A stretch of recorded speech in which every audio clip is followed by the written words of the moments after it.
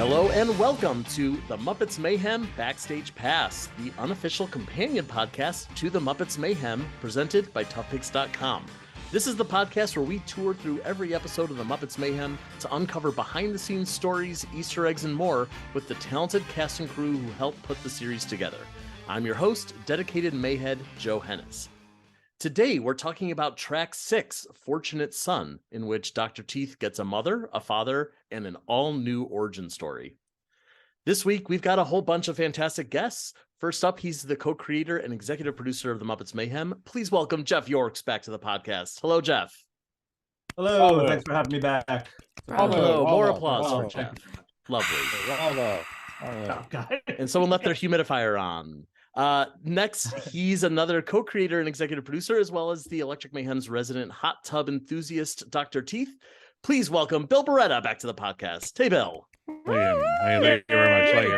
Thank you very much. Thank you. Our next guest is a puppeteer who's performed alongside Oscar the Grouch, the Flaming Lips, and Michelle Obama. On the Muppets Mayhem, he's Dr. Teeth's monosyllabic dad, Gerald Teeth. Please welcome David Bizzaro to the podcast. Hey, David. Hi. Thank you. So weird. It's good to be here. He's Bizzaro. I'm a Glad weird to have one. ya. And last but certainly not least, a performer best known for Kate Monster on Avenue Q, Prairie Dawn on Sesame Street, and now Dr. Teeth's mom, Tina Teeth, on the Muppets Mayhem. Please welcome Stephanie D'Abruzzo to the podcast. Hi, Stephanie. Hi. It's my mama. It's my mama.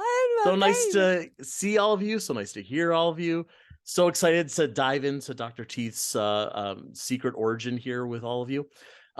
Stephanie and David, let's start with talking a little bit about how you got these roles. Was there an audition process? How did you first hear about the characters? Tell me everything. Are they whole wheat? Are they white? What kind of rolls are they? Oh, I like a nice seeded grain. Mm. You know. Yeah. If Healthy. these characters were roles, if Tina and Gerald were roles, Sourdough. what kind of roles would they? Okay. Sourdough. A nice, Man. nice dense sourdough. What's I can't think of it now. The roll that's got the Nutella and the cinnamon and it's rolled up and you can buy it at a corner like a shop babka? and like a babka? it's a bob. Gerald's like a babka. Yeah, You know? all right. Just I love a good babka. dense, doesn't wiggle a lot, but when you cut right in there, it's just like the sweetest, most savorous thing you That's could get. good. Yeah. Very good. That's a good answer. Good. Yeah. Joe. Sorry, Joe. It's okay. Look, Derailed with the roll. yeah, I'll immediately derail, but it's okay because it was a delicious derailment. All right, so Stephanie, let's start with you. Did you get a phone call or an email? What did you know about this role that you were auditioning for? It's funny. I got an email with a quote. I remember it was an audition opportunity with Muppets. Oh. Not the name of the show, not anything about it. An audition opportunity. Who do I go through? And when it comes to Muppets and puppetry stuff, I don't go through a agent, so I just said send whatever materials just directly to me, and then I got the materials for the characters, and so self tape, and they didn't want us to do it as puppets. It was just as yourself, be on camera, perform the role, and which was fun because it's one less thing to think about, when you don't have to puppeteer. And you're sort of embodying it yourself, then it becomes, okay, I can really focus on what vocal characteristics am I going to do? What intensity am I going to do? And the words too, the monologue the sides that I got for Tina, it was a pretty long, it was a lot of words. So I wanted to get those right. It was great though. It was great fun. Did it say it was Tina Teeth? It was Dr. Teeth's mom. Yeah, I got a drawing, a brief description, but only that first table scene, which is a little different from what's on the air, but a little longer, a little more involved. No context. I wasn't sure if I was actually at CavityCon. I didn't know where I was. When I got the sides, it was a little out of context. I remember we always wanted to come to CavityCon. I thought I was there. especially since I was throwing toss and beignets. I was supposed to throw the beignets and throw the floss. Right. And Funny. yeah, so not knowing where I was, not knowing the context of that, it was fun. Thanks. But yeah, so that's how I did that. So for that audition, since you were as yourself on camera, did you dress up for the part? Did you actually have like floss that you were throwing? Nothing like that. You just did it. Street clothes. No just props. Mimed. All right. I just mimed. I don't like to do that too much. I think the only time a prop ever works when you're doing self tapes. I could be wrong, and I think a lot of actors have different opinions about this. A phone. If you're on the phone, it's probably good to have a phone as a prop. But I think anything else, miming is probably the best way to go. It's just one less thing to worry about. Right. Yeah, a little Did less. you hold any type of? Did you hold any felt or any kind of material in your hands just to get closer to the character? Nothing. I held. That's why you are who you are. I'm saying that when you're a puppeteer, you can't get too method with these things, because you think about how many times we've got to go back and forth between things.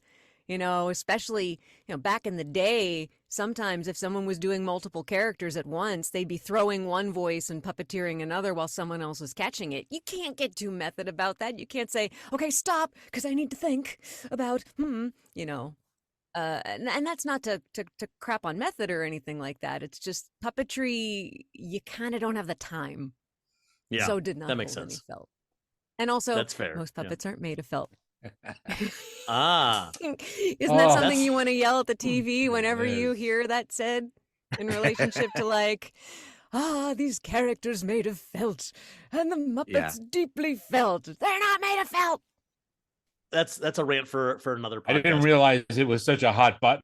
No, it's just a, it's the little nerd in me. Actually, they're made now not of Antron fleece, but right. Nyla fleece is what they're made out of. Exactly. Oh, really? Oh, wow. Exactly. But yeah, I wanted to hear about David's experience auditioning too, because we never really got to talk about our audition experiences. The audition with one word.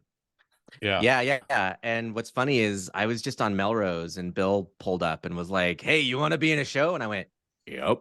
And I got the part. It was crazy. He's like, "Oh, kid, you got it." He's telling lies. He's lying. He's telling a lie. Pathological. So I was shooting Waffles and Mochi, and we were doing our stage days in the kitchen and restaurant. And I got the same email as you did, Stephanie. It was an email that was like, "Hey, there is a Muppet opportunity. Are you interested? Do you have an agent?" And I said, "No, but yes." And then I got the same thing. I got a side, which was his CavityCon monologue with an additional, I think there was a yep in there. It was, I think, 1 or 2 pages. And the request to say, like, you don't need a puppet, which was great because I was on set and I didn't have a puppet. And I had to shoot it in between scenes. And so I didn't want to tell anybody what was happening because I didn't want to jinx it. Because I was like, oh no, I don't want to add any extra nerves to like what I'm doing. And I just don't want to talk about this. And so I ran away to my dressing room and I set up my iPad and I had the script there and I just did take after take after take after take. And I wasn't sure. I don't normally do this when I'm auditioning for a character. I don't usually offer more than one sort of take on the character. But I did 3 that I thought were interesting. And I was like, who cares? I'm going to send these 3. And at least there's an option of oh, well, this is more towards what we would like, or we can play. I thought maybe that might be the case. And so I sent those 3 different options in. And then I just waited nervously, hoping that I would get asked to come in. And when I got asked, it was cool. I think I'd gotten back home after shooting. Michael had called. My son had just been born. And Michael was like, "Hey, and it's so funny. He's kind of dry when you talk to him on the phone. And he's like, "Hey, so I just wanted to thank you for coming and taking the time to audition." This is Michael Steinbach. Yeah. And sorry, I didn't clarify. Yeah. So Michael Steinbach's telling me this, and I'm like, oh, okay. So I didn't get it. And I was like, well, why did they call me to tell me this? Usually they just say nothing and leave you hanging. Like, what a sweet guy Michael is to call. And then he goes, yeah. So just want to congratulate you. So welcome to the Muppet family. You know, you're gonna play Gerald. And I was like, oh my God. Like, okay. And I told him, I was like, Michael, next time lead with like, we want you to come on board. I really have a little bit of excitement about the whole thing. You know, wake up. Well, Michael. I think he was just trying to like, you know, be kind and professional. And I also may have just been nervous getting the call and thinking that, you know, as we do as artists, we're not good enough. But yeah, I got to asked to come out, and it was I've been telling people it was a dream come true that I didn't know that I had when it happened. It was a long wait between auditions and finding out too. Oh yeah, I just assumed. Oh, I just wow. assumed. Okay, well, you know, 3.5 weeks have gone by. Oh wow, was it that Ooh, I long? didn't Really? realize. Yeah, Wow. between the time I submitted and the time I first got the call from Michael. Yeah. We were so wrapped up in everything, writing. Yeah, we were Oh, sure. writing, and but the flip side for us, we just listened to your auditions. So I don't know if you were Oh on wow. videotape, but Ah. we just listened. I think there was an instinct that some of us might know who you guys were, and that miit affect it. I see. So let's just listen Interesting. to the voices of these characters and Well, good, because hear my how they faces line were up. ridiculous. We want I to know. see the audition tape. Release the Yeah, audition yeah. tape. Yeah. I think I even was like going like that in one of my takes because I was imagining Right, sticking your Gerald's jaw big out is jaw what you're from the doing. drawing. Yeah. Yeah, from the drawing that I looked at. It sort of goes back to, you know, what Bill has said about being Dr. Teeth, you know, where so much of it comes from his mouth, from his teeth, like Jim did it, you know? Yeah, yeah. Bill, you told me that story once, and when I was auditioning, that was one of the things that I was considering. Was I've heard from you and other voice actors how changing the structure of your face will affect the sound of the character. Oh, sure. And I think this might have been you, Stephanie, actually talking about how difficult that can be as a puppeteer, especially when you're sitting down performing a character. It changes things. You're having to like shorten your vocal cords, and so it Right, just becomes squashes another it. dance. Yeah. Yeah. Interesting. Yeah, you have to Wow. adjust. Your job sounds hard. Just Oh, as I'm it's noticing easy. throughout this entire podcast, it sounds really difficult to be a puppeteer. Did each of you already have like a New Orleans accent in your repertoire? Or did you have to learn how to do that for this role? I kind of did a little bit. My father-in-law lived in New Orleans for some time, and so I have a sense of it. And I also just love Southern accents. The first accent I really worked on as a young actor was a Georgian accent, and I just fell in love with the sound and the rhythm of it. And I've lived for many years in Oklahoma, and it's a very specific, different type of Southern accent.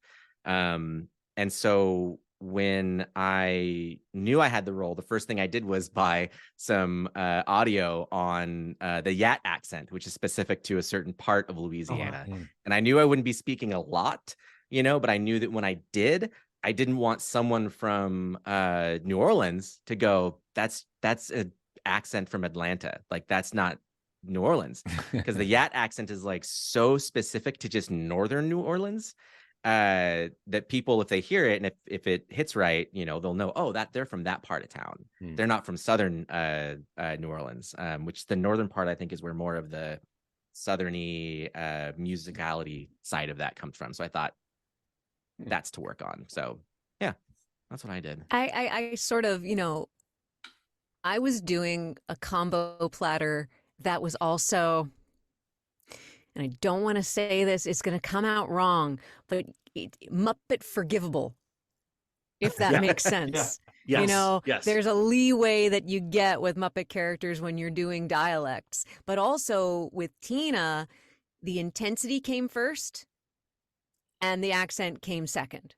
So it became less about I'm putting New Orleans in front of it. It was more about her intensity, and then it was layered on top of that. But yeah, I wasn't as studious as Bizzaro was. I'm you know, chagrined because I love dialects, and I you know, yeah, there are huge differences. It's not just the South. It ain't a Civil War dialect. It's just it's region by region, state by state. But yeah, you know enough to make it work for that character. So you're sort of creating something that's specific to her, and so that's how I approached that. Sure, yeah. Well, as far as we know, she's from right outside New Orleans, where she has a very specific accent from that specific region. You can't complain. That's how people talk there. Yeah. Well, also, there are people, like I grew up in Pittsburgh, and there's a very specific Pittsburgh dialect, right? But there are variations within that dialect, and some people have it heavier than others. Some people, there's only a shade of it. Even people who've lived there their whole life, and some people it's really, really thick. So even among people who are in one specific place, there's all sorts of variation. There's no such thing as a blanket dialect. Absolutely. Oh, yeah, for sure. I was when you and I were talking when we first met up in LA, when we were first seeing the puppets, we were talking about that, about our characters and how they relate and different things. And one of the things I thought of when you were saying that about how you were going to approach the vocalization of the character, I thought about my father-in-law. And I was like, oh yeah, he is from the East Coast, but lived in Louisiana for like 15 years, and then now has lived in Texas for another 20. And when you listen to him, you can't quite tell exactly where he's from. You know that he's Southern, but you can't quite place it. And also he's got a funny voice. Like, he's 6'3" with a big mustache, and he talks like this, and he says, well, that's all right, that's okay, but it's really better to wind your extension cable like this because it unravels in a much more efficient way. Now you see, team management, and then he talks about managing teams, but great voice. Can't quite, place what Southern he is. And also what you did with Tina was wonderful. What you did with Gerald was wonderful. So everybody's wonderful. Look at that. Oh, look at that. We're all wonderful. Well, let's talk about this episode. We can really get into how wonderful everyone did. The episode starts with our cold open. The band's driving down the road at night in the van. The van breaks down, and when the van breaks down, the band gets down, and they jump out. They sing "It's Only Rock and Roll" by the Rolling Stones. Great song, very mayhem-y song. And then they are interrupted by Highway Patrolman Cedric Yarborough, best known for playing a police officer on Reno 911. I don't know if it comes across on screen, but he represents the Paradise City Police Department. Oh, I didn't notice that. That's a good little music reference. It's on his uniform, where you would see it. It was on the side of the police car, but the car, right? I don't know if we whenever saw we it, could. right?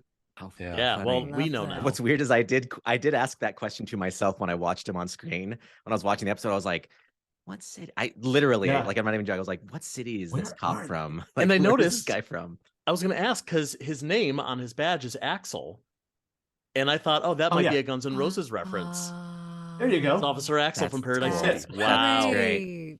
I like that. That's pretty good. This might actually be the place to talk about the lens flares, Bill. I don't know. Your JJ Abrams. I'm just trying to think of the future episodes we still have. This might be the most lens flare-y. Could be, yeah. We've discussed before. This was the original opening of episode 1 of track 1, if you will. But then Disney saw it, and they're just like, we want to make this bigger, so we wound up moving it here. But we did edit it first, and it was part of track 1. And so one of the things that I kind of thought from the beginning, just the tapestry of the show, visually, when the Mayhem plays, they should just, burst through the screen. They should change the look of the show. They should illuminate. There should be lens flares, like it should just change, our view. And it was tough to capture, certainly in real time.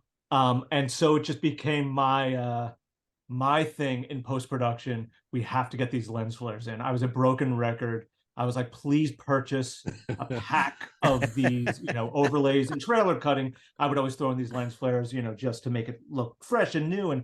But here it's their music, literally, blinding, illuminating the screen. And also I just wanted there to be color whenever they played, even more color. Yeah. And so, I was a broken record, and everyone made fun of me. We teased him a lot because they were, they were just like Flare. They're anamorphic. They would just cross over characters' faces, and Bill's like, okay. They're like biting them as they Just sing. You know, it's Oh my like gosh. Yeah. in their mouth. So there's so much work that went into these where we're masking them out so that they sort of dissipate over characters' faces, or they're going a little higher than their heads, or Yeah. but yeah, this was It found a nice balance of it all. Wow. You know? It's, So the lens flare is the seventh character or the It's seventh Mayhem member? seventh Yes. member of the band. Yeah, Yeah. great. Yeah. If the Muppets are going to do lens flares, they're going to go way overboard with it. I mean, that's the only way to make it work. So I don't I know. appreciate it. Bill disagrees, I but don't know about that necessarily, but I think we found the right balance. Well, you know, Great. if it's worth it, I didn't really notice the lens flares, so mission accomplished. Because I Oh, think thanks. if I noticed it, then it would have been too much. Right. Yeah. But it was probably enough to like make it look cool without it. Oh, look at those lens flares. Totally. I thought there could have been more. if you ever decide to do a Pigs in Space series, then that would be the time to like really go overboard with lens Yes. flares. Mm. Like just Mm. blind us with them. All right. Yeah. I think my favorite place that we use them is the backyard. The first time they play in the backyard at the pool, I thought that looked really good. Yeah, and I think that one is actually a combination of what we laid in post, but also in post, I should say, that our VFX company did. Right. It was a combination Yeah, of. so it's a Cool. balance. Yeah. So that scene with the Mayhem singing the song ends with, you see the long line of cars going all the way down the highway. That's the joke. Just wanted to put a little bow on that.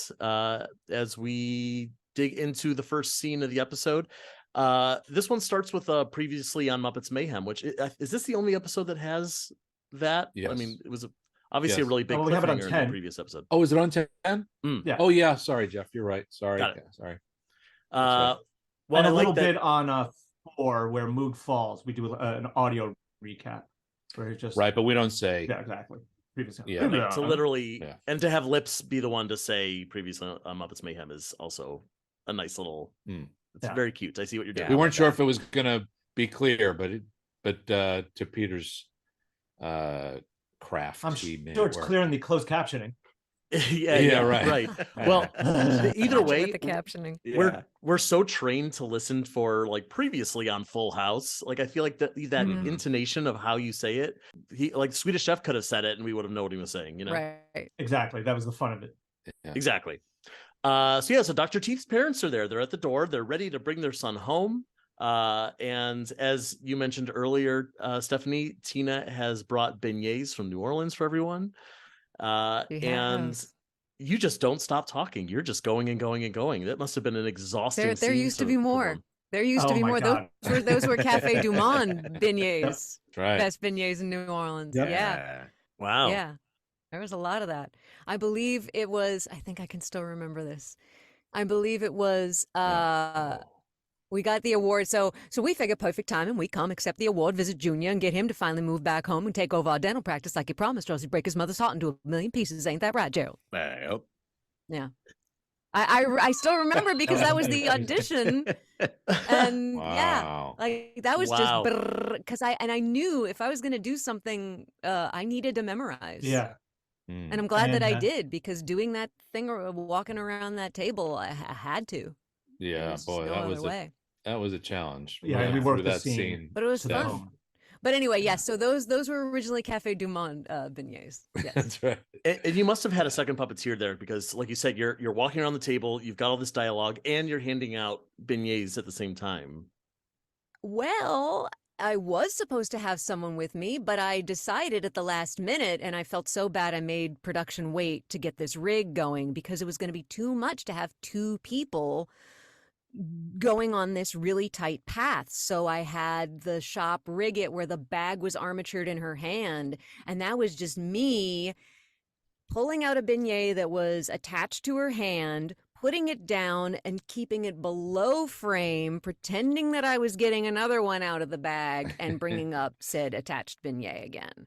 Yeah. That was going to be the most effective, quickest, safest, really, way to do it, so we weren't tripping on each other, because there was not a lot of space once you got the puppeteers who were at the table and the clearance around. So it was just me. And that wound up being the most effective way to do it. Wow, that's good puppetry magic. I didn't even notice. Well, that was the best thing. I was able to ask Kimmy, wait, we can dip this below frame, right? We don't have to actually see this go from empty-handed to full-handed, right? We can fake this, right? Because man, then you don't notice. And I'm sorry if I ruined the illusion of so many people, but we do that we a lot. needed it in the run too. Yeah. We didn't want to have to cut. We wanted to have a run of you moving through, which it worked great. Yeah.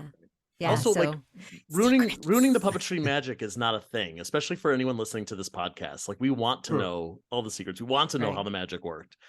And so David, you have such a monologue in this scene where you have a whole word to say. Was that a whole word freeing for you that you didn't have to memorize a lot, or was it challenging that you're like, I have to convey so much through one syllable?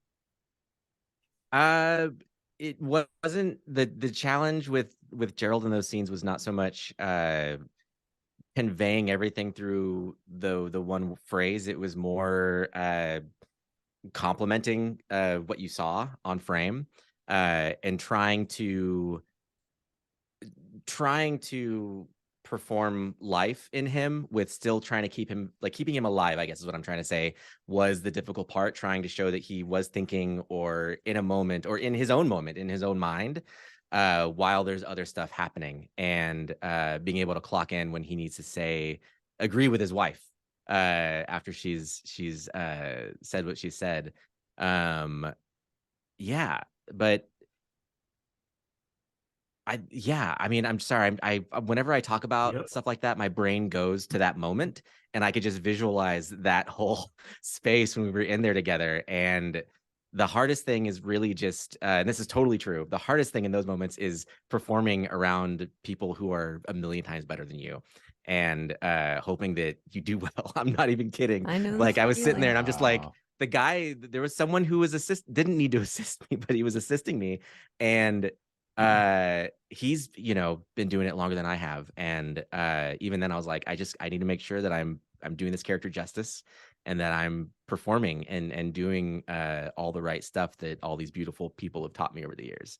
Well, can I just say that's the fun, is like me personally, I prefer reactionary characters. I would rather be a character that lives and reacts to what's happening than driving scenes, that's just my preference, and I think it's more fun because then you're thinking of, well, how do I, like you said, David, keeping it alive, but so I thought with that, I thought it was great. I just felt like he was there and present, and and had this like like knee react whenever he heard his voice. All you need to know was yep. Yeah. There was it wasn't like you don't have to go too deep, it's like yep. And puppets do deadpan so well. I think better than humans do. So you can have so much fun with that. Sorry, I interrupted you. You're about to I had a quick little thing. When we were thinking about these characters, we didn't want them to be like Milhouse's parents from The Simpsons, where they look exactly alike. Yeah. Right. And so one of our original ideas was that one of them would be blue and one of them would be yellow. Right. And that together they would make that's green. Great. That's cute. There were certain limitations, I suppose. I think the character design is amazing, and they do look different enough, and their parts do add up to make Teeth. But it would have been a funny idea. They do look a little bit of a thinker, I think. Yeah, and not just the visuals, because you're right. Like Gerald has the big jaw, and Tina's got the orange hair and all that. Like they do visually mix, but also like we learn immediately, like Dr. Teeth obviously picked up a lot of the way that he speaks from Tina, and a lot of, I think, the more, like we learn much later, like the more emotional and soulful part of him probably comes from his dad. So like you could see how those two characters really merged to create Dr. Teeth. Interesting about Teeth following his mother's personality when he's speaking and talking. We later found that we needed Tina to have a little bit of. Do you want to talk about it, Steph? The laugh. That was your idea, Bill, when we were in a looping session. And we just thought that to brighten her up a little more, so she didn't feel so like bossy, headstrong and bossy coming through. And we just played with that idea that like the Teeth's laugh and Tina's laugh are similar in that way. They're like, ha ha, you know, and then and Steph went with it, and she has her versions. So it just tied them together, I think, even more, which was sweet. Yeah. Yeah. Yeah. nice. No, it was a good call. It was a good call to make. We put Stephanie through the ringer in terms of ADR and replacement. This scene was reworked a number of times. We had a really hard time, and there was in the edit room and just trying to make it work and trying to get the information across and trying to get there faster. And so, you know, with puppets, we have the advantage and disadvantage of rewriting because they're just mouths moving in a certain way, you know, that's disrespectful. But it did give us an advantage to do this third rewrite. And we went back to Stephanie so many times to just be like, actually, now the scene is this. I really appreciate your patience with me on that. I hope that what I did in the initial, performance didn't come off badly. No. See, that's not it. The thing is that we wrote it with her driving like that, right? Which is you nailed exactly what I think we wrote and believed she should be.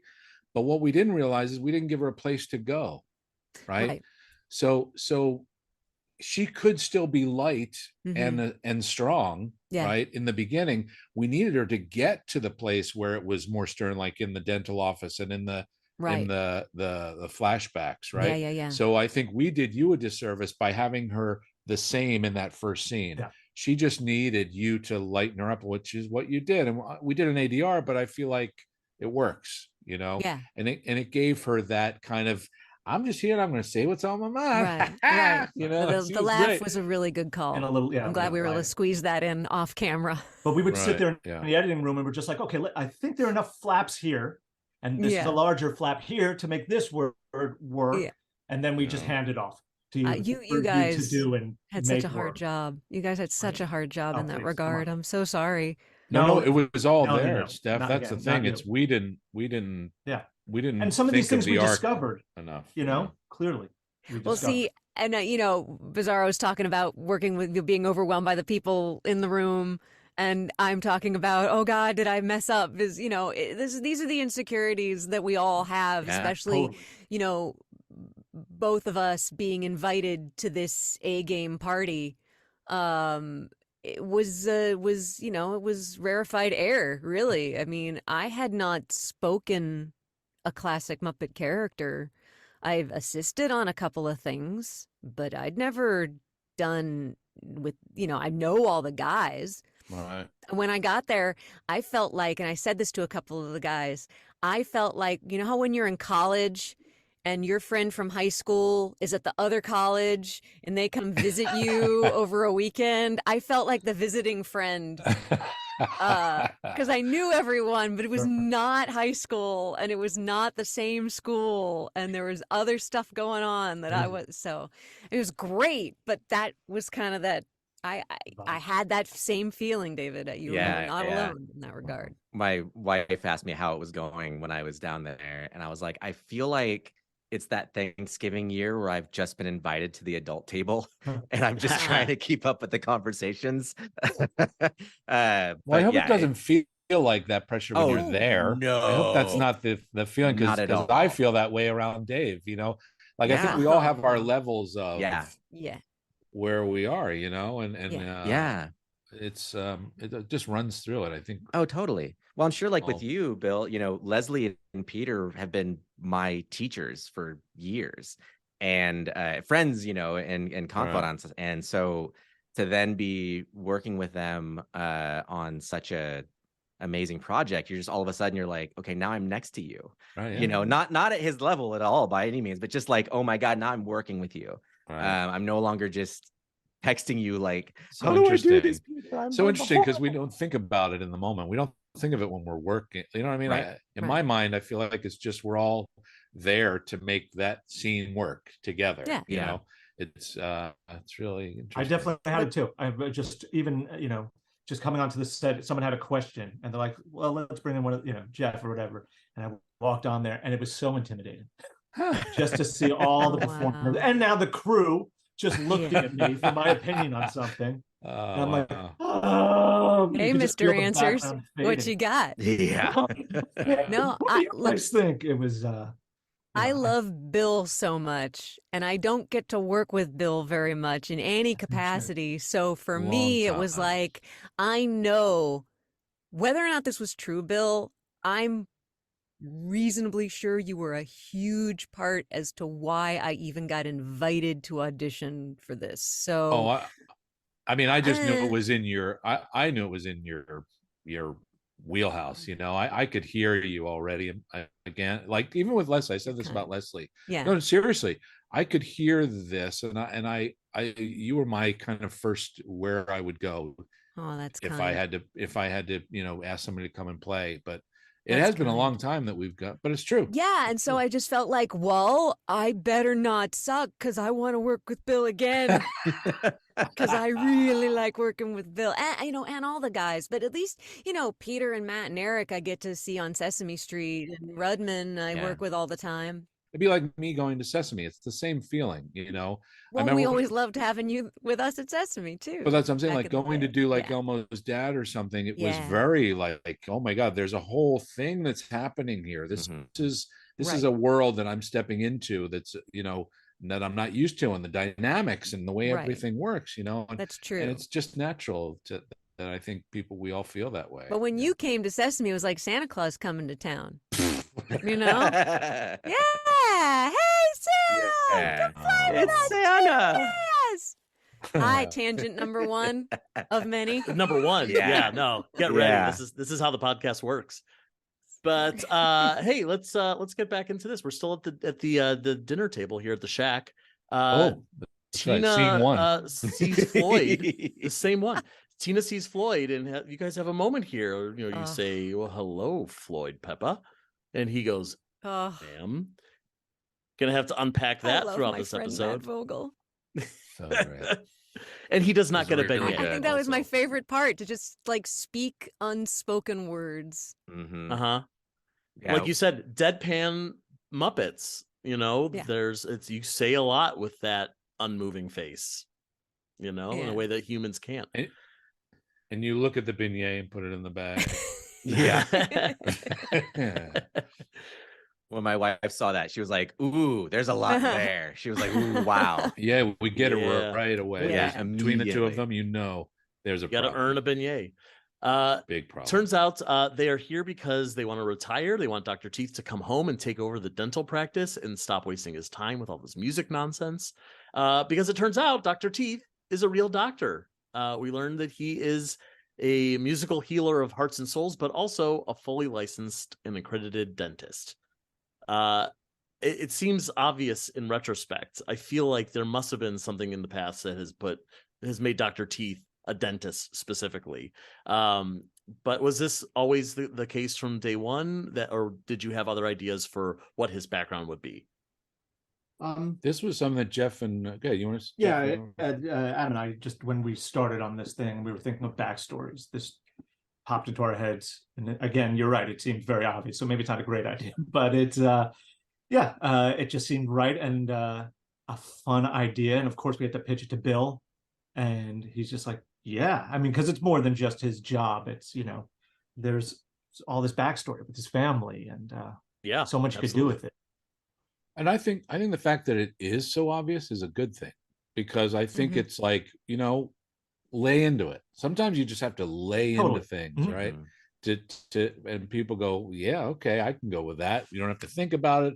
It makes sense. But I think what we did was we took that idea, and then we found a great way to kind of create the backstory with Floyd and his parents. Totally. And, that was the fun part of it's not just what do you do with dentistry? Totally. Right. And it's emotional. Cavity Con, come on, Jeff, throw out Cavity Con. I mean, it took on a whole everything thing sort of falls into place. And I want to point out, I did say it's obvious in retrospect, because that's the best kind of obvious, where you go, oh, of course he is. And not like there was no expectation of like, well, someday we're gonna find out. Like that's been in my headcanon for 30 years. Oh, no, once you said it, it's obvious that it's true. So I like that. That and then you go, well, okay, what are you gonna and then you say, well, what are they gonna do with it? Let's see what they do. And I think we found a fun way to it's also Yeah, and it's also something we can all relate to, especially being in the arts in some way. Having parents who are just like, "You're doing what now?" Yeah. And the It's path the is jazz so singer, folks. It's a tale as old as time. oh God. But it's such a non-linear business. And there's a whole generation that is just like, no, you do this, you go here, this happens next. And it's constantly a struggle. And even when you have a success, they're like, okay, what's next?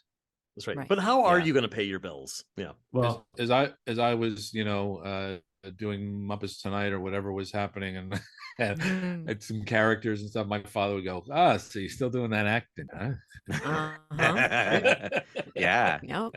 Yeah. My father said to me once, he's like, David, you're never gonna make money in puppetry. Very cool. Just like when I was starting, he's like, just do something else. And my dad is a artist, full-time fine art painter, and he was like, you're not gonna make any money in puppetry. Don't do that. You're not gonna go anywhere with it. Of all the arts.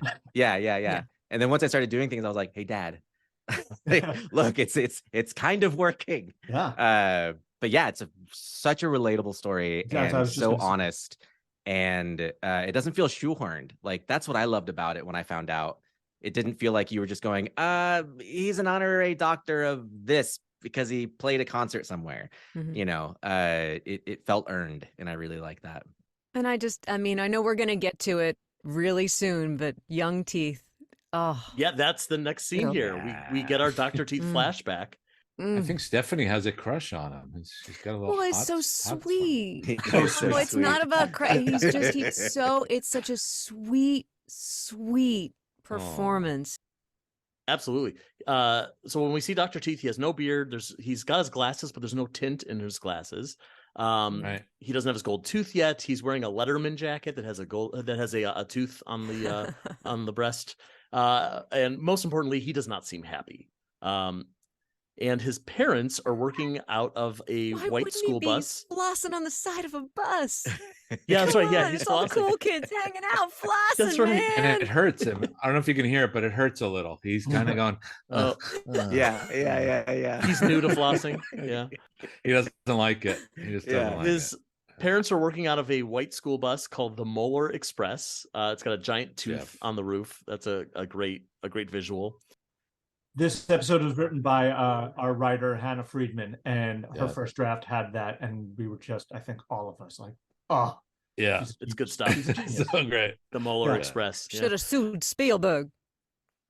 Yeah, retroactively, we should sue him for making a movie 15 years ago. No, that was Zemeckis. That was Zemeckis who did Polar Express. Sorry, wrong director. Sue them all. We'll sue Tom Hanks. We'll just make sure it'll fall down. Just sue Tom Hanks. He hears someone playing guitar, and he looks over, and there's a music store. It's called The Original Jerry's Tunes, which is an obvious reference to Jerry Nelson, the original performer for Floyd. It says established, 1934, which was the year Jerry Nelson was born. And we go in and we see young Floyd. He's got like a spotty mustache just starting to come in, which is great. He's wearing glasses over his eyes, which I think a lot of people are talking about on social media, that we thought his eyes were sunglasses, but now he's wearing glasses over the sunglasses like eyes. And he's playing this blues riff on his guitar. Dr. Teeth grabs a harmonica off the shelf and he starts playing. They're jamming together. And Tina runs in, catches them, and she tells him that harmonica is going to blow the enamel right off his teeth. But this is the whole moment. This is where everything started, with Dr. Teeth and Floyd meeting for the first time. And what a great interaction between these two characters that we felt like we've known for so long, and yet here they are meeting for the first time. Wonderful. Can I just say one little thing? Absolutely. Do you guys sense that Floyd is a little bit older than Teeth at all? Do you get that? Oh, good. Absolutely. Because that's Jim and Jerry, right? Yeah, I felt that way too. Well, especially because Floyd's got a real job, quote unquote real job, and Dr. Teeth is not yet in school. That's a little nebulous of what time of school he's in. Oh, I think he's high school. That's what I felt. High school. Yeah. Sorry, you're right. I said school. I meant dental school. Yes. Oh, dental school. Yes. Sorry, Joe. Yeah. But I think they're like Jim and Jerry, where they're like 2 years apart. It's just it just worked perfectly. Mm-hmm. Yeah, that's nice. Well, especially I feel like I've always just assumed that Dr. Teeth is older than Floyd. You know, we see them as adults. I don't know know. why I assume I that, know. but there's no I don't reason know. for that to be. I Yeah. did too. Yeah, I did too. But I like the idea that Floyd was actually the older one who influences Teeth. Like a bit of nerdiness about Floyd from that scene.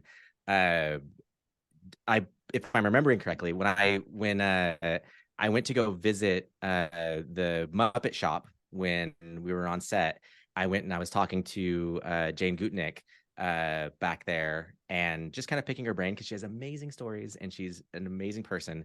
But she said that the Floyd that they were using was an older Floyd and is a bit smaller than the original, or not the original, but the Floyd they use now. Oh wow! Because it's more to the size of Jerry's hand. Oh. And so knowing that from that scene is really cool because we're in Jerry's tunes. Yeah, It's how potentially a great. puppet that Jerry had used. Wow. Oh, And I didn't know that. I didn't know that. It is sort of a younger version of Floyd. And so wow, when I heard that, I was just like, this is really special. Oh, that's that amazing. is special.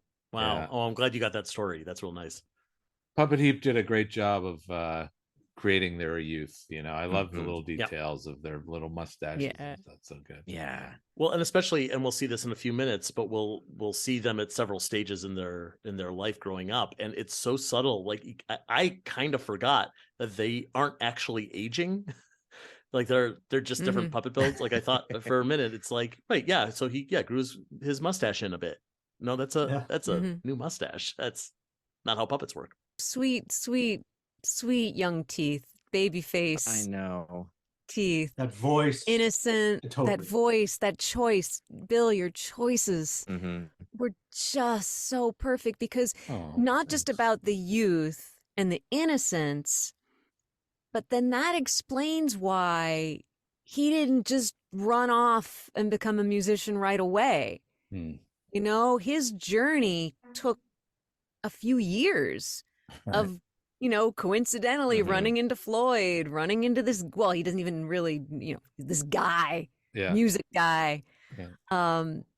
So the choice of if Teeth had been any wiser or you know, he was conflicted because he's a good boy. That's right? it. Just listen Good to his boys mama. Gotta That's all listen it to his was. mama and Yeah. he's doing what's right and Wow. and it comes from that sweetness, right? Just that purity that you bring to it. And he's got his, you know, he says he goes to the clubs and sneaks in. That's as bad as he gets. No, he peeks in the That's window. his rebellion. Yeah, Peeks through the He always windows. gets Yeah. caught, Yeah. but it's free. That's Just great. So That's sweet. actually something I got from Louis Prima. Louis Prima as a yeah. kid used to go Oh. and peek into the clubs and watch Louis Armstrong and all those people play.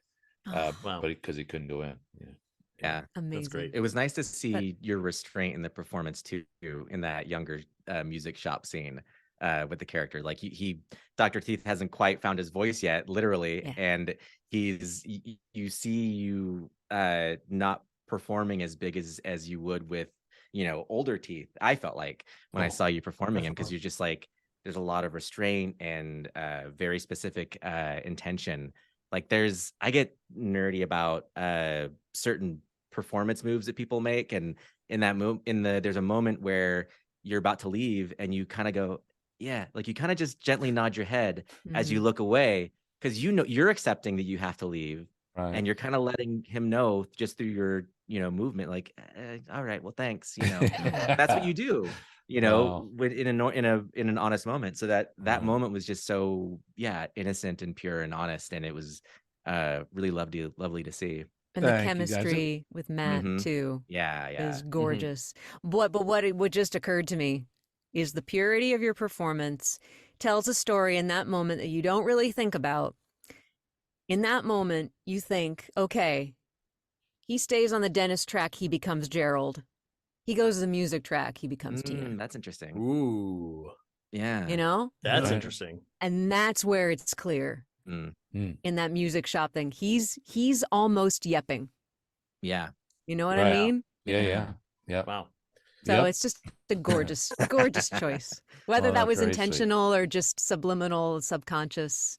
I was just trying to make him as uncomfortable as possible. I don't think he's comfortable in his skin. That's what I was trying to do, is that this thing that just hit him in the face, this idea that music came out of his mouth for the first time like that, was all in firsts.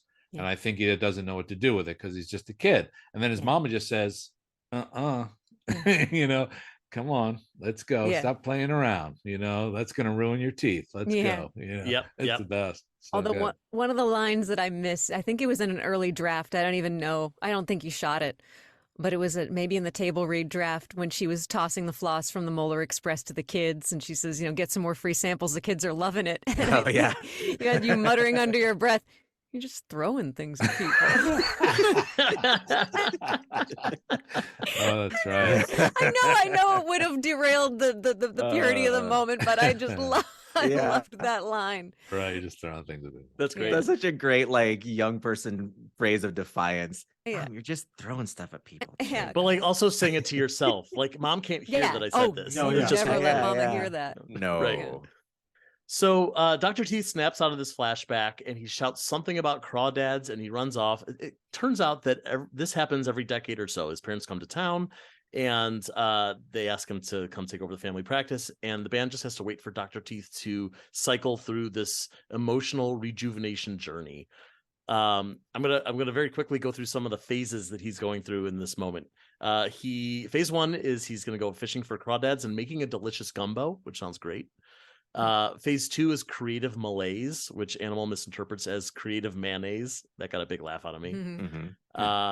And we also see Dr. Teeth depressed, lying on his keyboard, just repeating why over and over again. Phase three is musical self-doubt. He can't even ding the dang triangle, and he it's a triangle and it makes a thunk. That's great. I love that. That run of phases in the studio is so funny. Phase four is explosive rebellion, and he goes on a big rant. I don't need you. I don't need my parents. I don't even need triangles.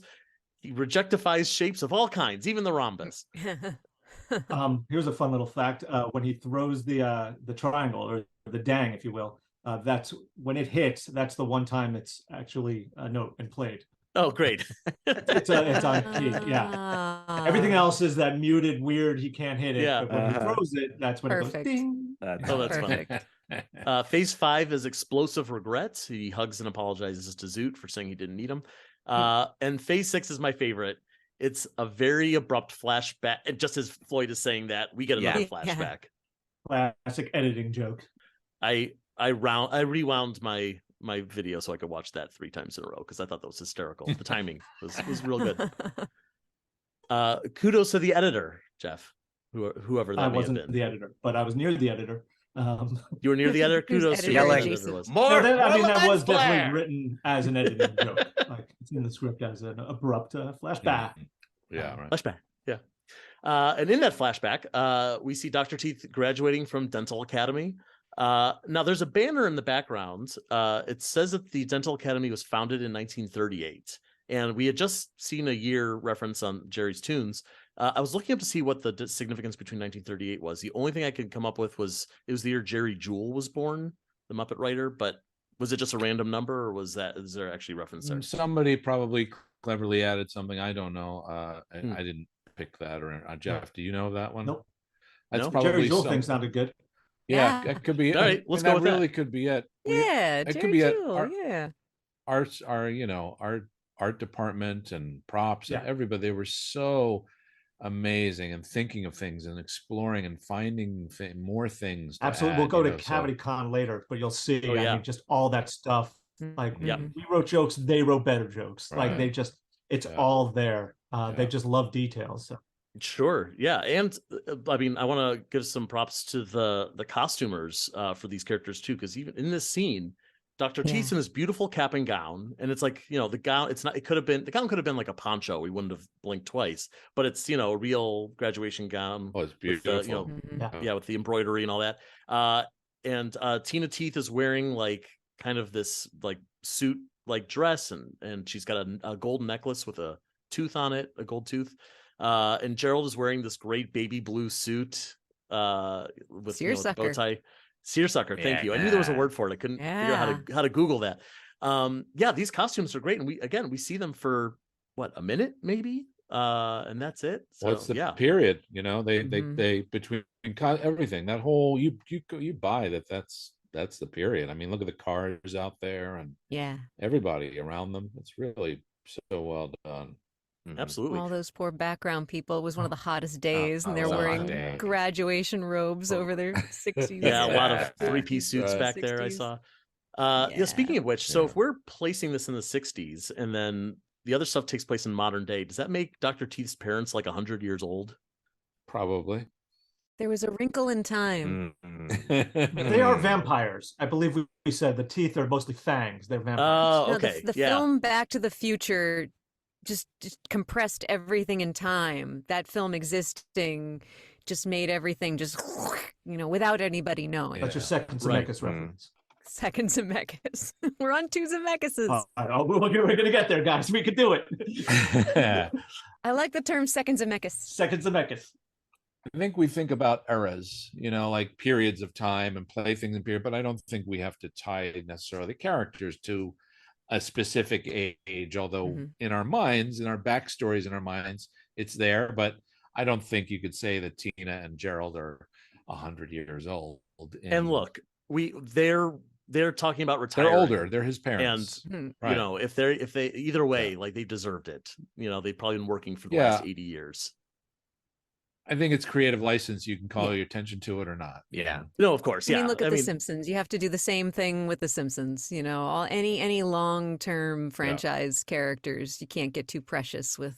Right. Yeah. Yeah. Well, and I mean, of course, I'm bringing this up as a joke because, we hear, when Matt Vogel's performing Kermit the Frog, talking about that time that he worked with Jimmy Dean, or not Jimmy Dean, but someone from like the 50s or 60s or something like that. And it's like not only are we putting a date on Kermit, but we're putting a date on Matt's experience with that. Like none of it makes any sense, and we just have to roll with it. And this is something that we've gotten used to as Muppet fans.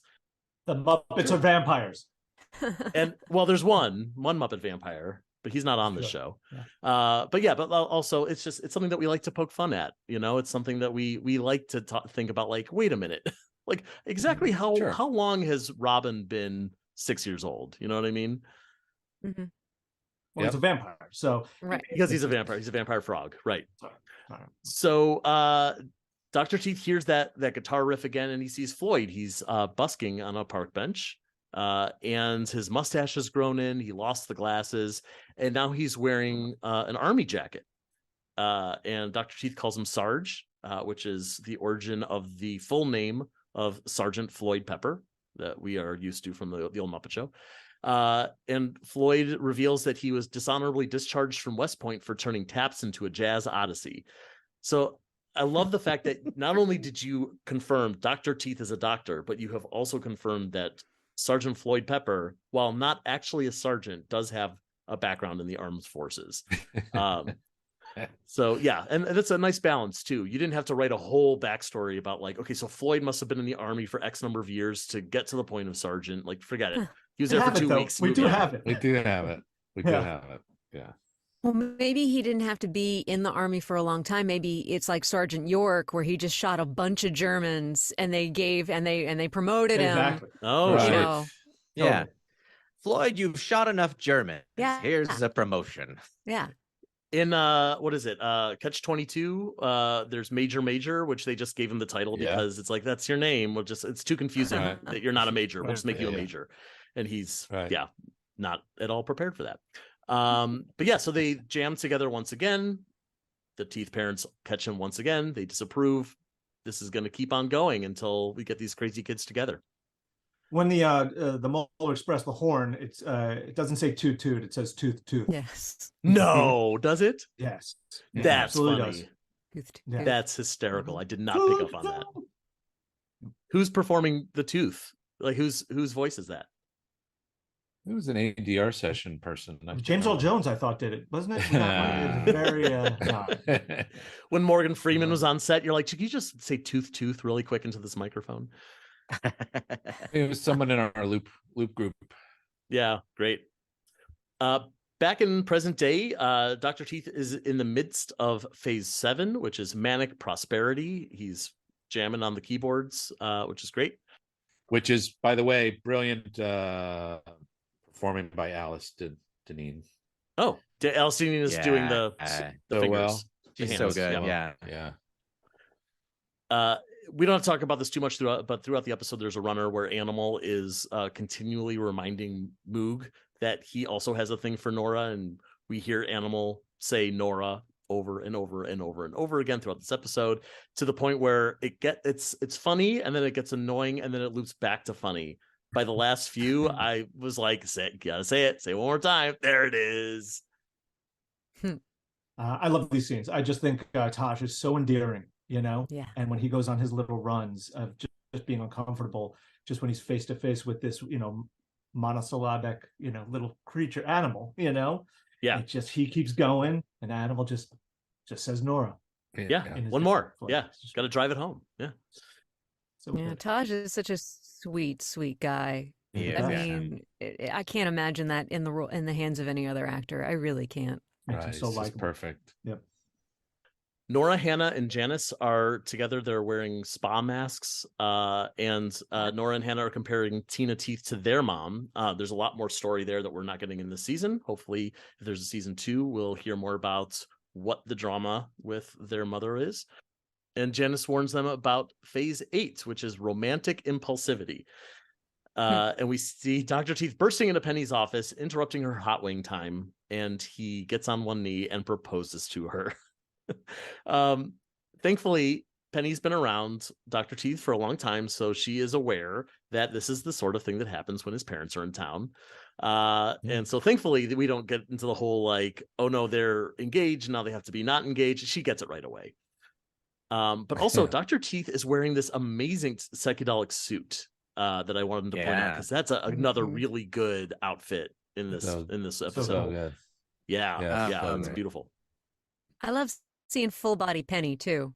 I love seeing Penny's legs. Lounging, She's got great legs. Feet up, Yeah. And also that was the most uncomfortable position I've ever been in. I was That's right-handing doing Penny that. with the wing in the hand, and the pile of wings next to her had to move to cover my head. I could not reach up into the hand and get I was bent in half, and you could still see a lump. Forgot about that. That's right. Yeah, it was fun. I was so happy to get to do it, though. Sorry, David, you were going to say something. No, I was actually going to bring up that, and because anytime that I wasn't performing, if I could, I would sneak on set and hide somewhere so I could watch everybody work.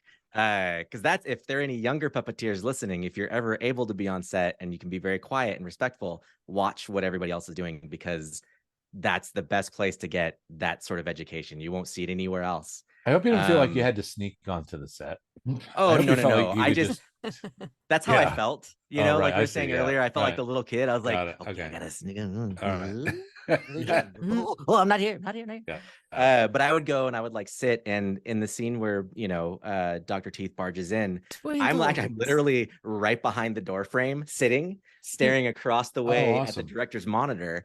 You can't see me, and I was gonna tell that story you just said, Stephanie, about how or throw it to you about how difficult that was. And I watched you guys work, and you and Bill and Leslie talk about how to figure out how to get you in a position where you could perform and get that beat across. And then it looked great. It looked really good. It looked so good. Pile of wings.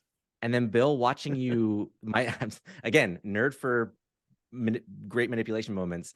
Bill, when you had Dr. Teeth get up from one knee, it's beautiful. Seeing the weight shift from one leg to another and him get up, it doesn't seem like a lot. And when you watch it, you're like, I was just telling someone yesterday, when you watch it, you're like, oh yeah, he's just getting up. But people often forget that there isn't actually any legs under there. There's no floor. And as a performer, we have to figure out how to make them get up. And you could have very easily just had him go straight up, which is what a lot of people do. They'll just go, yep, he's up now. But instead you see him turn and shift. You hear it too. Push.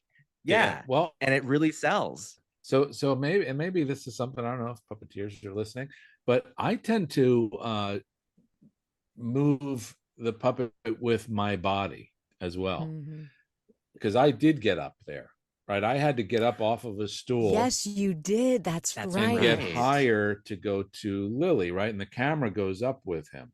So it was about me doing it as well that I think added to, right? So I'm not trying to do it all here. I'm kind of doing it with myself. So that helps sometimes. That. Yeah. And I wouldn't have known that had I not been hiding behind a door frame watching you. Because the first time I watched you do on the monitor, and I was like, that is gorgeous. How is he doing that? And then I got into a position where I could see you doing it. And I was like, oh, he's really getting up, moving through and really getting up, which is driving. And grunting. Yeah. Well, he's not the youngster he once was. That's right. Yeah. So in the scene, Nora is inspiring Dr. Teeth to finally stand up to his parents. But when she gets back to the shack, Lips, Floyd, and Janice are waiting for her with these disapproving looks, their arms crossed. And it turns out the process always ends with Teeth telling his parents no, but it will only happen if he does the whole process. And now Nora's ruined everything. And so we're getting another flashback, but Dr. Teeth's not there to give it because this one is Floyd's flashback. We see Dr. Teeth as a dentist. He's playing with a set of dentures. Bill, you say, I don't think you've been brushing, Eugene, to one of the pairs of dentures. That's got to be a reference to your brother, Gene. Is that right? Yeah, there's quite a few characters that have been named Eugene over the years, so I just keep adding them. There's Behemoth, who's, I call him Clean Gene now. There was a guy who was playing a trombone that Alan Chapman did in like Letters to Santa or something, named Gene in the orchestra pit. There was Eugene the Wild Dog from the Animal Show. Oh my god! And I think this is the latest, the Eugene dentures. Wow. Well, and because of that pattern is the only reason that we notice it now. It's like, oh, there's another Eugene. There's another Eugene. Know what It's that like is. a Nina. Yeah, right. That's right, John. He's drawn you in his books, so it's a trade-off. It's a I want to throw out something. One of the things that I thought was very cool was throwing in these flashbacks. It just felt so appropriate for this band and their history on the road and whatever they've done in history, that they would have literal flashbacks, So I thought that was a really fun thing. That first Teeth one, for him to be like, flashback, I needed that in there. The other cool thing about the flashbacks, and it's very subtle, but it's a really fun thing that we threw in, you hear their instrument for each of these characters. You hear that in Teeth's, you hear the harmonica, and it gets sort of twisted around as the frame is literally twisting. In Floyd's, you hear the bass, and then you hear, what's coming up with Zoot. You'll hear the saxophone also play as it's going. Nice. Floyd seems to have accidentally wandered into the Teeth family dental practice. Dr. Teeth offers to take a look under the hood, and he goes, I see the problem. You ain't got no teeth. It's a good Muppet joke. Some people got teeth, some people don't. Yeah, and it's true. It is true. So it's true for humans as well, I suppose. They jam together once again. Tina Teeth once again walks in on them. I noticed she's wearing these great toothbrush earrings. She's got good style. That was Puppet Heap. Yeah. All of her earrings are so good. Yeah, they change right throughout the show. They're different. Yeah. Mm-hmm. And in this moment, Dr. Teeth promises that he'll finally take over the family practice, but he doesn't say when. And so he and Floyd scoot out the door. They steal the bus. And before that, he takes the gold floss case that was a gift from his mom on his graduation day, and he sticks in his mouth, and that is the origin of his gold tooth. Nice. So we get an origin for his gold great tooth. granddaddy, wasn't it, Steph? Yeah, your granddaddy granddaddy. something. Yeah. That's right. Yeah. Yeah. So it's a cap. It's been a cap all this time. Yeah. He's since, I think, said, it's melted down from all the gold records he sold. But we know that's not true because it was a good cover story for the Tonight Show. Yeah. Excellent story. He hadn't made an album, Mm-hmm. That's right. So. It's so his parents wouldn't find him. He's, That's right. He's on the run with that stolen watch bus. Carson. So. Yeah. That's That right. can't be our boy. He's got a gold tooth. He's got a beard. No. No, we just don't talk about him is what we do. Oh, That's right. we return to present day. Everyone's back from the flashback except for Zoot. He is still in the flashback conducting a barbershop quartet of singing dentures. Wonderful, wonderful moments singing about teeth. Love it. Yeah. Love it. All right, let's talk about Cavity Con. We're now at Cavity Con, which I have been to many comic book conventions in my life. There's so many little specifics when you see cons on TV shows and movies about like specifically the what do you call it, like the scaffolding that keeps everything up. It's a very specific kind of scaffolding with a specific kind of banner. You recognize it immediately as a convention. There's a giant tooth mascot people are getting their photo taken with. Kind of looks like I think he's wearing a cape. Is he a superhero? Yeah. Does he have a name? I assume he has a name. He He had a name on the day, and I don't remember. Was it like Toothy or something? Yeah, Toothy sounds about right. Oh, because I think in an early draft there was like a gag with him. Wasn't there? Was, and I think I wasn't there because Leslie kept saying, "I really wanted to do it." Like she really wanted to be in that. Like someone's nephew was in Toothy. Well, we had a cameo we had written. Yes, I remember that in the table read for the open. That's how Cavity Con would start, and I believe that's his nephew, right? Doesn't he call him out? Maybe. Does that sound right? I think that sounds right because I think it was like Nathan, what are you doing? Get over here. Right. Yeah. Something like that. I know you probably can't say, but I'm so curious who that celebrity was. It was a great. We had two. I don't know what we could say except that they played a famous dentist. So it would have been very appropriate and quasi Muppet related. So all right, that famous dentist, Dr. Ronald. He's a famous in movies, I should say. Yeah. Oh. Okay. Well, now I'm. But again, a lesson we learned the hard way is you don't write for guest actors and cameos. Right. That you don't yet have. Right. Because some of them are very busy shooting their own series on Hulu, I would assume. For sure. Or on tour. Right. Or on tour. After COVID starts to subside, everybody tends to go out and have their life again. So the timing was just perfect for our show. That would have been great, but that's okay. We still got Toothy. Toothy's in there. We see booths for things like toothpaste, and I tried to pause and zoom a little bit to see, was there any gags there with the different booths? Oh, there was so many. There are tons. I mean, we just have lists upon lists of all these silly products, and then again, production department just made amazing ones. Yeah. But wasn't there like dentures for dogs or something? Yeah. Like there was, we spent like an hour walking around just looking at all the booths at the convention. They were so funny. I didn't, because that was my very first day of shooting. I was overwhelmed. I was freaking out a little bit because I didn't know the crew. We were on a location. I didn't know where I should be, where I was supposed to be, what I needed to do. So everybody else was like, yeah, let's go get some toothpaste. Let's get pictures with Toothy. And I'm like, I didn't do any of that. I was the nerdiest girl in school. So you were prepared. I didn't either, Steph. You and I really? were. I was. Oh no, you're I was busy. Moving around doing. Yeah, y'all were working. We had some work going on.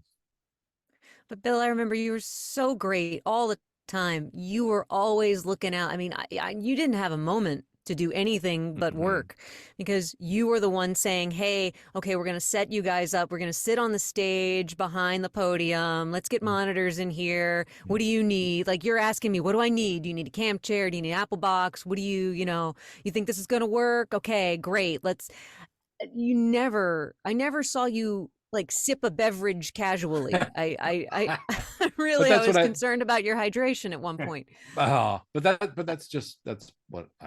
That's what I do. I know, but you were also carrying the episode, carrying the show. There was so much, and you just did it gracefully and with care for everyone. Well, and I was hope also on your back like Yoda. That.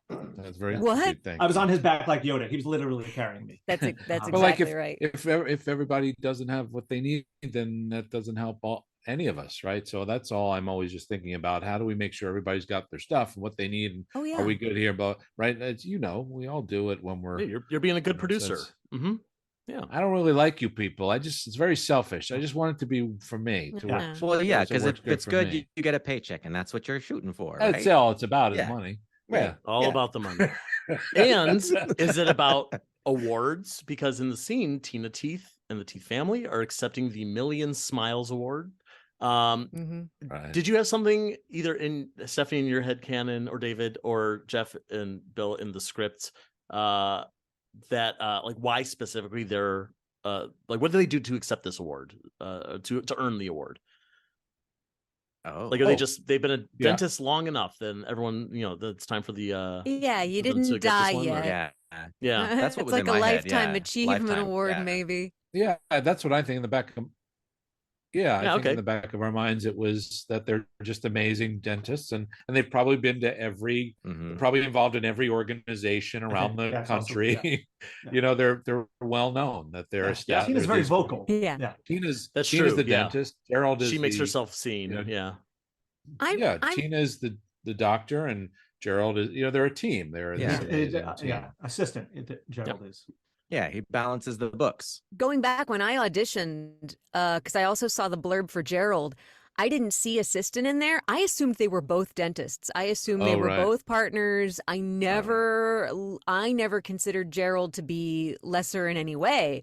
I just thought that's his personality. Yeah, I don't know if it's and I get what you're saying. I mean, I think that he handles the day-to-day, he makes it happen. He's the manager of the doctor who's the engine. She's the face of the business. Yeah. She and the doctor, of course. So. Right.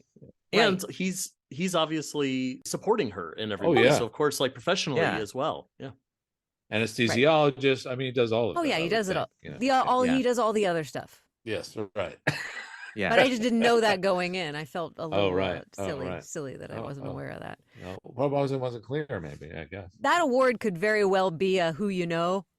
We've been glad handing for a long time. It's our time. Right, she might be head of the committee.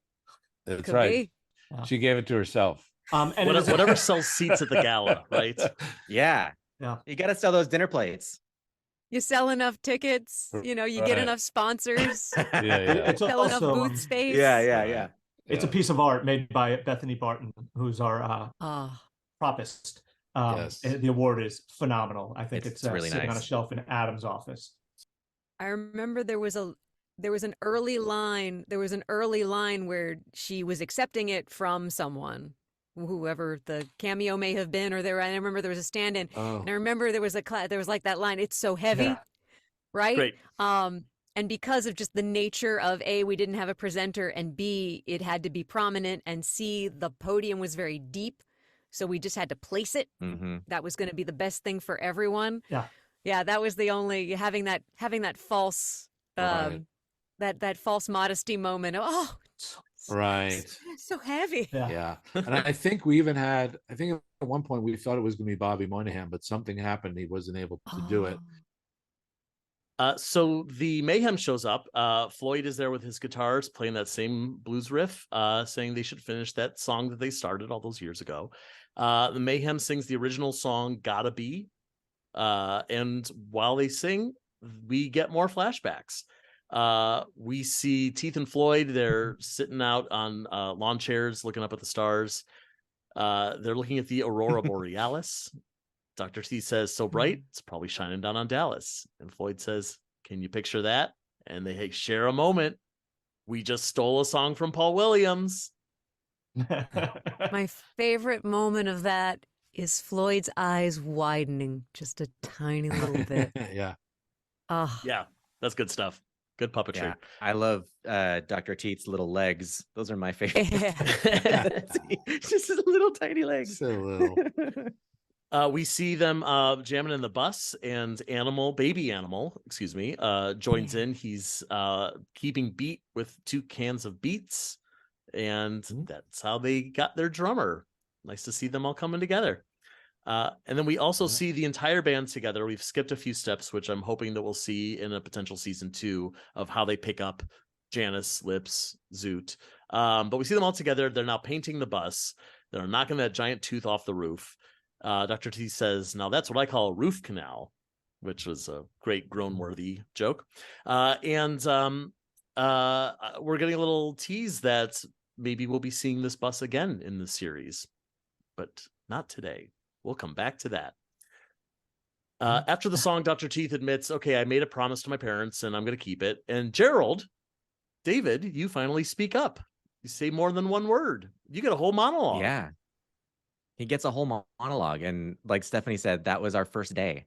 And I had not performed the character yet. And so just like Stephanie, I was super nervous. I was practicing the lines on my drive from my hotel the whole way. And when I got to set, there was a really funny thing that happened, actually. I got to set and one of the crew members saw me. He was like, "Oh, hey, are you David?" I was like, yeah. "Oh, you're playing Gerald, right?" He's like, yeah. "We're so excited to see Dr. Teeth's dad. Like, this is so cool. Excited to see you perform. And man, this like whole series like hinges on your monologue, right?" Man, can't wait to see. And then he bolts. And I'm just Who said this? "Oh, Who was no." I don't it? know who it was. Uh-oh. It was some just like some crew guy. And That's hysterical. I suddenly just like got tunnel vision and I went over to Jane and I was like, "Jane," and she goes, she just hands me Gerald. She goes, "Go downstairs, go downstairs." It's like, "Great, bye." And I ran away and I just sat in front of a mirror and just performed that monologue until I felt like I really couldn't do it anymore. Wow. And yeah, I was petrified. And I had never, like, Bill, you've seen me perform in like a casual sense, like not like in a real working sense. Yeah. Playing around. So this is my first time just playing. Yeah. But I've never performed like that in a working environment with you. And I hadn't done it with Stephanie or Leslie. Right. And I'm surrounded by all these people and I'm doing this monologue in front of you all. And after it was done, I still was nervous. I was terrified because I thought maybe I'd done it wrong. And because there was so much to navigate, we had Stephanie, you had Leslie next to you helping you hand the award. Yep. And I had Bradley next to me, assisting Bradley me. Freeman. Right. And Bradley Freeman, which that was a cool moment. When I showed up on set, I said to him, I was like, "You're my assist today." I was like, "How crazy is it that a couple of like Latino kids are performing one character together on the Muppets? Like, this is insane. Like, this is such a cool moment." He's like, "Oh my God, I hadn't even thought of that. Like, oh my God, this is so cool." And we both just kind of like walked together to set and just kind of like reveled in that moment. Right. And then well, it's such a good moment. I mean, it's really is, it's the moment where, you're hoping that they're going to get through to him, and the dad just lays it out and Tina's just stuck. She becomes the yup. And, daddy's there to rescue his son. It's great. Great moment. Yeah. I have two things to point out in this scene. One thing is lens flares are gleaming sparkly white. They're coming off the giant teeth stage. Yeah. So they were in colors. They were white. And then also, I don't want to get too far ahead, but when Tina turns to Floyd and says, finally acknowledges him, thankfully, he says, "Ma'am." Yeah. That "ma'am" is one of our more proud moments in the editing room. We rocked the edit. We only had him opening his mouth once, just going, "Ma." And then it goes, so it goes forwards and backwards. Oh, I didn't even notice it was a rock. Yeah. Usually a rock is very noticeable. Yeah. So it's like, in Star Wars, which is not as a Zemeckis reference, but when you have the Tusken Raider going back and forth. Heck yeah. If you say, there you go. That's what we did. We go forwards and backwards to have his mouth open and closed so he could say, "Ma'am." Yeah, that's great. Well done. Nicely. That's cool. Didn't notice it. Yeah. That shot of Teeth catching the harmonica and spinning around was one of my favorite amazing. shots. That's another one that I think we had imagined differently, and we saw that was sent to us that day. I think Kimmy Gatewood, the director, sent this. She's like, "Hey, we're still going to do that shot with the harmonica flying through the air." It was a separate shot. You would just see it spinning, and she's like, "But what do you think of this?" And we're like, "Oh no, that's it. That's good. That's great, actually." But that was really hard because you catching it just right, being able to get it in your mouth, And the camera's swinging. Camera's swinging. You're turning around on your rollie to face the other direction. Yeah. And you've got someone with you. Bradley Freeman. You got you had Bradley with you. Okay. Yeah. Like, I know we did, sometimes you wouldn't catch it or something would go wrong or you'd catch a head or, there'd be a wobble and it's just gorgeous, Bill. I was also on your back like Yoda. Yeah. The only thing I wished we had planned a little more ahead was that as we spun around, that the curtains opened. What we currently have is the curtains open before that. Yep. Right. So it's already open.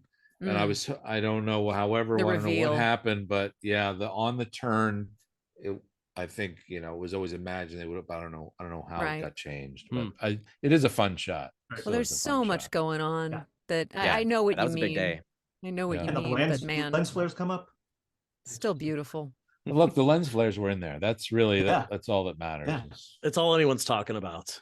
Yeah. Mm-hmm. Yeah. So back at the shack, Nora is making a track list for the new album. We've got the songs we've already discussed in the series. Can you picture that? Rockin' Robin, Now What I Gotta Be is on there.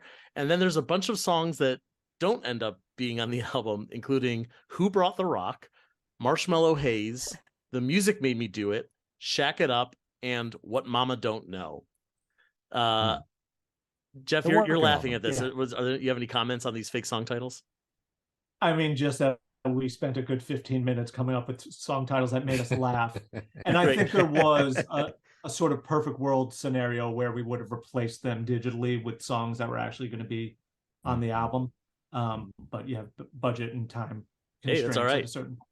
Anything can happen in the production process. That's why they're on index cards. Index cards are meant to be replaced. That's true. And season 2, album 2. B-sides, the basement tapes. We talked about it. Yeah. There was a scene that got cut there, which was we go back into Nora has a flashback, and goes to her being in school as a little girl, and her teacher. What is it, Jeff? The teacher's like, are you going to be in the school play? And she says something like, no, my mom wouldn't want me to be. My mom doesn't. But isn't your mom a singer? Right. She says, isn't your mother a singer? And she's like, yeah, but my mother just wouldn't want me to do it. And she walks out. She says that, So there was a different there's a little more different dynamic there at the end, but and a depth. It didn't kind of work ultimately. Unfortunately for the actors who did the scene was great, but it bumped moving forward. It just kind of slowed things down, and it just didn't really kind of fit the flow. It was also like a 45-minute scene. It was not. Yeah. So later that night, Nora is in the kitchen. This is notable because even though she's sharing this great scene with Moog where they're bonding over their tattoos, but what I want to talk about is she's eating Crunchy Stars cereal, which was a real Swedish chef themed cereal in the real world from I believe 1988.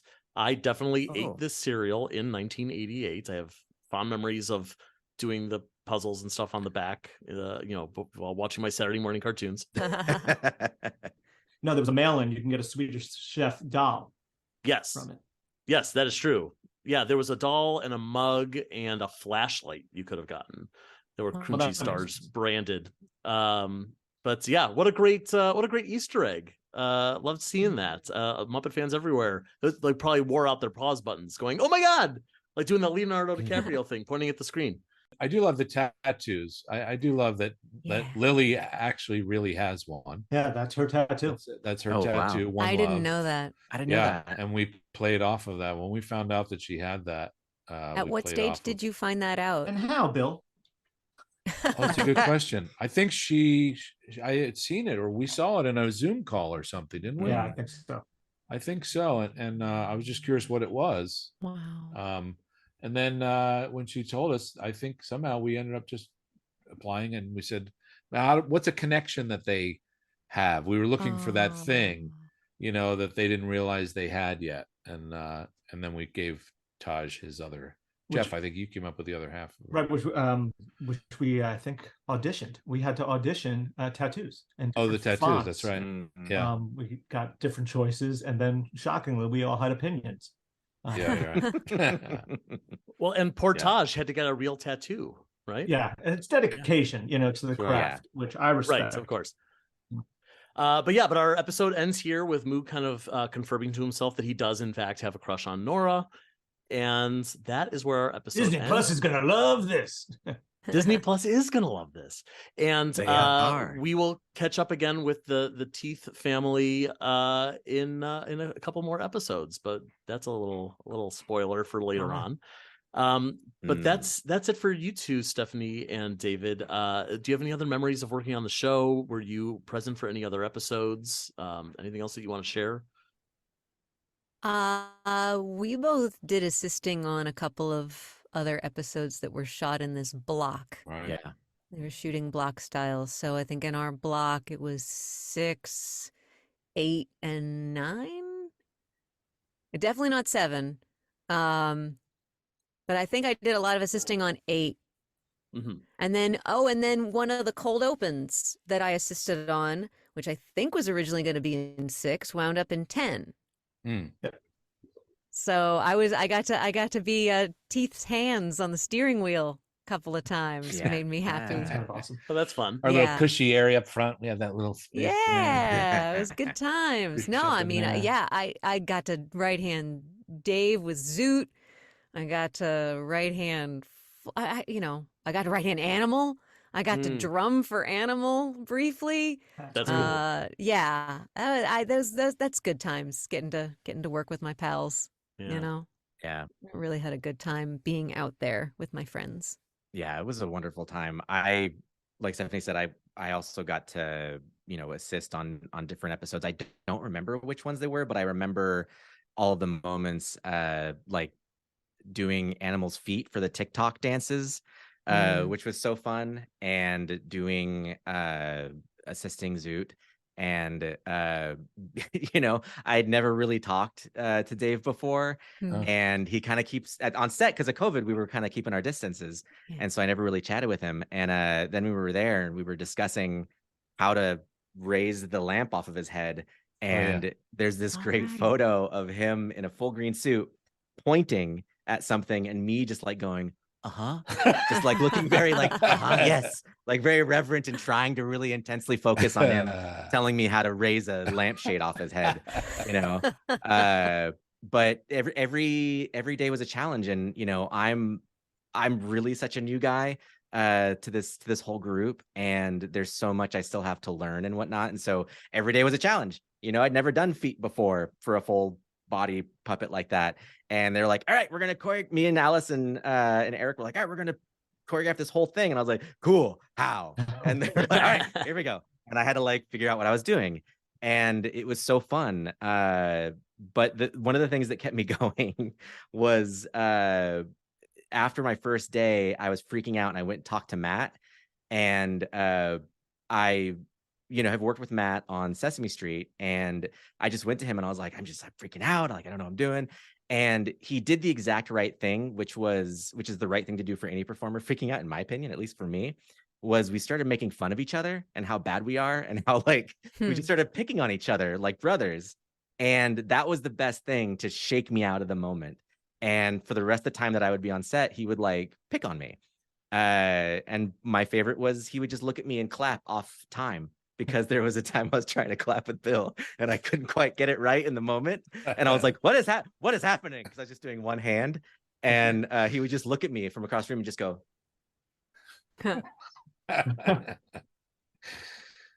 This is a podcast, so we have to explain you are clapping off time and looking very confused. Time. Yeah. Yes. And so, he was so good at keeping me grounded. Initiation. It's a little bit of initiation there, David. That's all. That's great. Oh, I loved it. I loved it. You guys were awesome. You exceeded our expectations in every way. Thank you so much. Very amazing. lucky.